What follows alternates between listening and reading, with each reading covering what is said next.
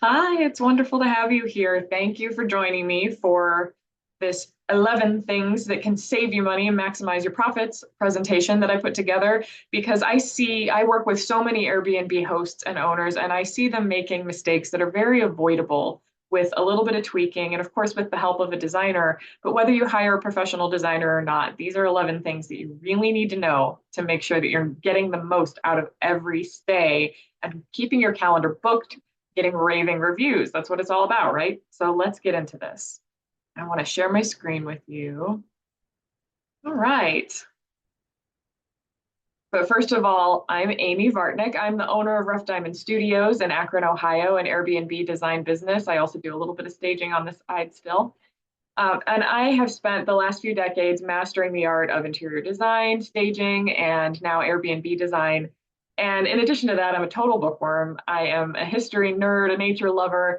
If you catch me on a random evening, I'm probably on the couch with my husband and my cat, binging supernatural TV of some kind, or watching a history documentary. And I am Ohio born and bred. I lived in Chicago a couple of years during grad school, and my husband and I moved back home to Ohio because we absolutely love it here. We wanted to be closer to friends and family. And so now I run my design business out of Akron, Ohio, and I do offer virtual Airbnb design for all 50 states. So anybody who's ever watched a single home on HGTV understands that great design sells. It makes money. We get it. We know this. So this is all about spending less and making more to get raving reviews. Design tends to cost a lot of money if you really don't know how to use it strategically, and a great designer can help you with that. However, whether you are hiring a designer or whether you're DIYing it, these 11 things can really, really help you out. Keep them in mind and keep you on track during the process. So let's talk about how to stand out and get more bookings. Number one, don't overspend or underspend on the renovations. So people all understand that you have to spend a little bit to make a little bit when it comes to renovating a property to make it look really great and appealing and to get people booking your property. But I also want to talk about overspending because this is something that I see a lot of Airbnb owners doing. So for example, on the left, we've got this picture of these beautiful brand new custom cabinets that are being installed. And a lot of people think that these are the lengths that you have to go to, but there are often much more budget friendly solutions that can wow guests just as much, if not more. Because consider on the right, we've got these simpler cabinets. Maybe these are some cabinets that somebody painted and put a new countertop on. And then there are open shelves above instead of cabinets. And if you're an experienced STR host, you will know that open shelving is king when it comes to short-term rentals because people love to be able to find things easily. And it also makes for beautiful displays. So these are the kinds of things to keep in mind when you are considering how much of your budget really you want to spend on your renovations. If any, there might be some really, really simple ways that you can just tweak a little bit to get ready to rent. Number two, don't be too bland in your decor. This is a common problem as well. People think that if I make it as neutral as possible, as many people as possible will like it and it won't offend anybody. But is that really what you're looking to do? Not be offensive? What you really want to focus on is making a design that people talk about, that they remember, that they love, that they're excited about. So design really needs to be strategic to succeed. And it's all about making sure that you're not being bland so that you're standing out. Because if you're not standing out, then you are blending in and somebody is glossing over your rental to move on to the next one. Number three, don't design for yesterday's guest. For example, did you know that subway tile is going out of style already? Part of that is because it's been so popular for so long. It's a huge thing right now. And if you are designing for something that you think was cool just a second ago or is cool right now, it may go out of style any second. And at that point, you are now not letting your design really help you in the future. You want to pick a design that's kind of ahead of the curve and make sure that you're paying attention to design trends and what's coming, not what's just here right now. Because if you're looking at what's coming, then whatever money you spend on your renovations, on your design, on your installation, all of that is going to last longer into the future. Number four, never, ever, ever skimp on comfort. In short, don't skimp on basic comforts at all to save money. That's not the right place to be skimping.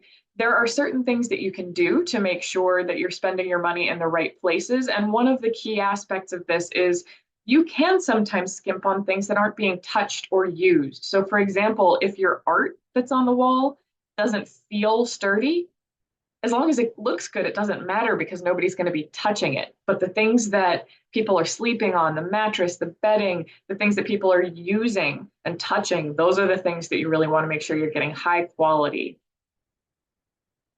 Number five, don't ignore the details. So, of course, this does factor in with the comfort aspect, but there are lots of other details that are visual or just more practical. And if you're skimping on those details, guests feel that in the experience. That's the kind of thing that can cost you a five-star review.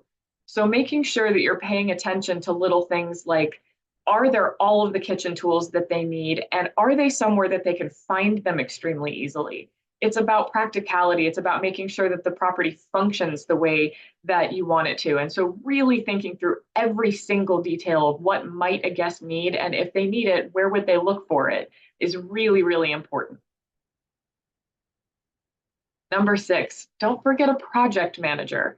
Now, some projects can't afford a project manager officially, but this can look like all kinds of different things. So, this is especially important if you're not in the geographic area where your rental is being produced, where your actual property is, because you can't stop in and check on your contractor. You can't make sure that the timeline is on track. You can't make sure that everybody's communicating with one another if you have multiple vendors involved, like a property manager that's going to be managing the cleaning and the turnover of your property, who's starting to learn where everything is and trying to figure out when they can launch your property.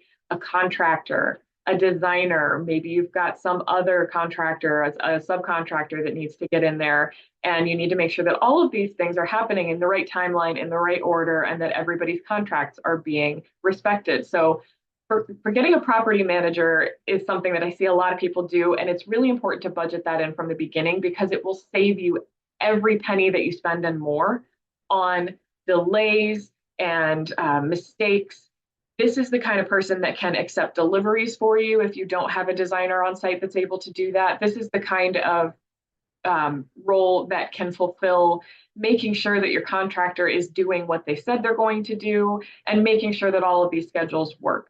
Now, if you don't have it in the budget to hire an official project manager, then this can just look like somebody that you pay one off here and there or hourly, or even somebody that you know who's willing to do this for you that can accept deliveries and meet the cable guy on site and check on your contractor and report back and send you pictures. But having somebody with eyes and boots on the ground is really, really key to making sure that your budget doesn't get blown. Number seven, don't forget to add in some buffer. This is something that I see a lot of inexperienced owners forgetting and not realizing. They are working along on the project and they've got their budget and they have their budget for their contractor and renovations and they have their budget for their interior designer, and their designer is purchasing all of the items or has sent them a list to purchase all the items and they're purchasing them all. And suddenly their money is gone, and that's fine because they've budgeted all, but then there's a delay. Then there's an unexpected renovation cost, and that is normal. So if you don't build in a buffer in your timeline and in your budget for those things, you are going to be absolutely stressed and miserable and think, oh man, everything's going wrong with my project. But in the world of construction and design, it's very, very typical for this to happen. Because as soon as a contractor has to, let's say, open up a wall to work on some electrical, they could find mold, they could find another problem. Little problems tend to lead to bigger invisible problems, or sometimes very small problems. So either way, it's important to know that, to mentally brace yourself for that, and to add in a 10 to 20% buffer in your timeline and your budget so that you are prepared for those kinds of things. And then if you get lucky and no delays happen and no unexpected costs come up, then you've got more money in your pocket and everybody's happy. Number eight, don't design for the wrong person. You need to make sure you're thinking through exactly who is going to be staying at your property. And that means figuring out how they will function, how they will use the property. And so if you have, let's say, a longer term insurance property, that families who are displaced from disasters are going to be staying in for weeks or months at a time, then you need more storage. You need sturdier everything. You need to think about what kind of things are they going to be using in the kitchen? How many towels and sheets do they need? Because they're the ones doing the laundry on the regular. Versus, are you going to have a truly short-term rental that people are going to stay in for 1 or 2 or 3 nights or maybe a week at a time? And you need to think about how many sheets and towels do I need for the property manager to be able to take offsite and do laundry and bring back? Or do they need less storage and more amenities? These are the kinds of things that you need to be thinking about when you are designing. And if you design for the wrong person, then you're going to end up purchasing a bunch of things after the fact, and it's going to come from bad reviews. And that's certainly not what you want. It's going to cost you money and it's going to cost your reputation. So make sure you're really focusing in on exactly who your guests are. Number 9, don't ignore the exterior. This is something that happens a lot with especially inexperienced STR hosts, especially when they're off-site in another state or in another country. They think that, the listing photo is how the exterior looks, and then they move along with their life. But if you're not from Ohio or a region like it and you don't understand that weeds grow fast here, grass grows fast, there's harsh winter weather here. And so you need to prepare for all of those sorts of things. No matter where you are geographically, you need to be thinking through your area, the area of your property. What are all of those factors going to look like? Do I need to have somebody checking on the property constantly, or is it pretty static? Maybe it's in Arizona and it's not going to have weeds growing like crazy or snow falling, or the exterior isn't going to get damaged from winter weather. This is something that can be very, very simple, just making sure that you've got somebody pulling weeds, mowing the grass, and a welcome mat and a really cute wreath on the front door can really make a big difference here. Number 10, don't miss out on using a mood board. A mood board is a visual description of what your design is going to look like. A good designer will put together a mood board for you that shows you kind of the vibe of the property. The reason that this is so important is that it creates cohesiveness in your design, from your branding to your website, if you have one, to your interior design, to maybe even your landscaping. This is going to inform everything. And the more these things all play well together, the better your overall design will be and the more appealing it will be to guests. So putting together a mood board with even pictures from Pinterest that you've collected, or even a Pinterest board, can work for this. But a really great designer will put a really beautiful mood board together for you that's just a static image that you can look at whenever you go shopping. And if you have a designer working with you, this is where it can be really, really helpful, because you just don't want to be worrying about things like, did the toaster I order work with the overall design scheme? What does my branding need to look like? A designer can help with all those sorts of things and take all of that off your plate so that you can focus on the business end of things, like getting your property management and your cleaning set up, making sure that your listing is perfect, making sure that you have a social media presence or a website if it's appropriate. Number 11, don't focus on brand names or cost. And this is something that surprises a lot of people, but I find a lot of Airbnb listings advertising that their whole home is furnished with, say, Ethan Allen or Anthropologie or something like that. And what that does is it really limits you not just to one place and one style, but one price point. And that can be really, really damaging to your budget. Guests ultimately don't generally care where the items in your home came from. They just care if they look and feel good. So don't discount things that are discounted. Make sure that you're factoring in any kind of opportunity to acquire really good quality items for your property. And that can even include gently used items from Facebook Marketplace, or antiques or things from consignment stores. There are a lot of really great opportunities to make sure that you're getting beautiful, gorgeous items that are pennies on the dollar compared to what really high-end brand names can be, and they're the same quality. This is also where a designer can really help you, because they have access to wholesale pricing. They may have access to sources that you don't even know about that sell at cost or just above. And so working with a designer can really save you thousands here. But even if you don't, this is something that I want to make sure that you're not getting caught up in. Now, incorporating some brand name items or featuring some brand name items can be really strategically helpful if you're in the right market or if you have a luxury design. But it's really important that you don't blow your entire budget in one store with one brand.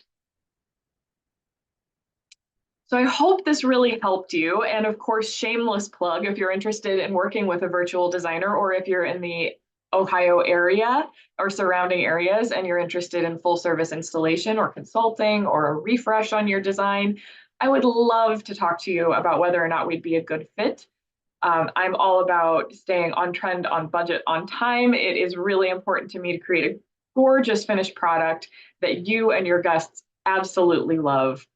This is a project that I recently did, and it was actually a very low budget project, but this is where I want to show you that a designer can turn a low budget project into an absolute showpiece with things like paint. I painted quite a few custom murals for this client. We used really creative solutions to make this property feel just dreamy and themed and beautiful. And guests are absolutely raving about it. They love it. And it's a gorgeous stay. And she is booking out her calendar like crazy. These are the kinds of things that a good designer can help you with. So here you see a before and after, and this is a simpler project. It doesn't have to be crazy or themed, although it can be, and I do love working with interesting and fun and themed projects. But even just simple projects can be really, really managed well by a designer, and you get this beautiful before and after effect that if you're not experienced with all of the details that you need to be looking out for, you just tend to not get quite the same result. Or if you do, it takes you a lot more time and generally speaking, a lot more money. Here you can see the kind of things that a designer can help you with. So you can take the before and they can show you visually, whether it's a quick sketch or formal floor plans or 3D renderings that are absolutely like reality. I mean, just beautiful, picture perfect. There's all kinds of different levels that designers can walk you through, that I could walk you through, that help you see the finished product so that you know exactly what it's going to look like when you're done and you know that your money is being well spent. So if you are interested in working with me, I would love to talk to you. You can visit my website at roughdiamondstudios.com. And I, again, offer virtual design for all 50 states and hands-on design and installation in the Ohio area. You can check out my website and see more of my work, read about my process. There's a blog there that has some wonderful, helpful information for Airbnb hosts. And there are a lot of different ways you can get in touch with me, including my contact form. You can also kind of skip ahead if you're ready to just dive in and fill out my discovery questionnaire, or you can book a call with me and we can talk through whether or not we're the right fit, because that is really, really important. So I would love to chat with you. And either way, whether you end up hiring a designer or DIYing this yourself, I wish you the best of luck. And I hope that you learned something today that's going to help you really maximize your profits.